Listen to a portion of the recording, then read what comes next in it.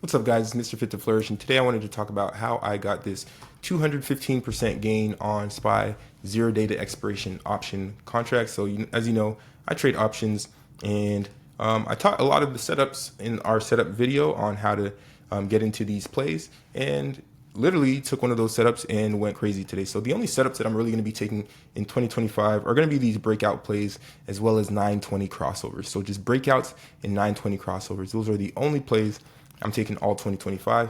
In 2025, it starts today. It doesn't start tomorrow, the next day, the next week, next year. 2025 starts today. So make sure you're preparing to be great in the next year today.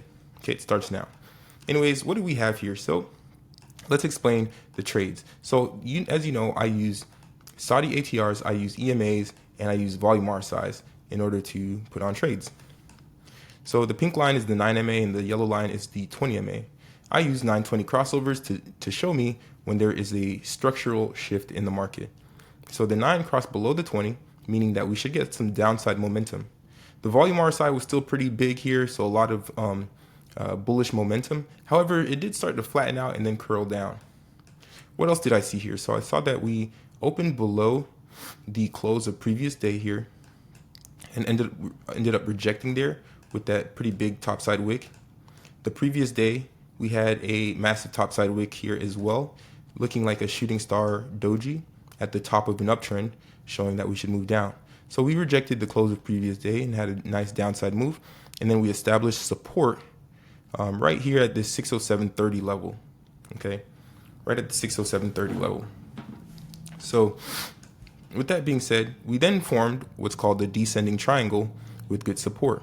Now, whenever I'm looking at support, I want to see if we break it, if we break that support, because if we break that support, it's called a break of structure. So we're breaking this low and creating a new low. And the best time to enter is after a nice trend bar. So this big red bar was a very nice trend bar breaking below this support. And your entry is usually on the open of the next bar, aka one tick below the close of your signal bar, the signal bar being this big red bar. Okay, so big red bar, enter here, and then the stop loss would be if we broke back above the high of that signal bar, then I'm out of there. We had a very nice continuation to the downside, and then a fake move back to the upside, retesting the 200 MA, this dark blue line, and then we had nice continuation all the way down to this key level here around 606.30. I wanted to see if we can continue. I was already up 90% here, but it looked like we had the volume RSI coming down pretty strong here, and it looks like it just started. So I was like, okay, I'm gonna hold on to this trade.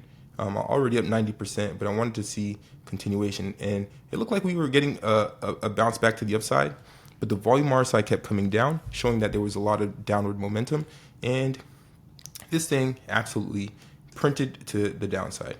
Okay, and I ended up exiting over here at 605.80 because it looked like we were getting a lot of kind of buyers kind of stepping in. The volume RSI was at 50, and it looked like it was possible that it could curl up, and that's where I was at 220%.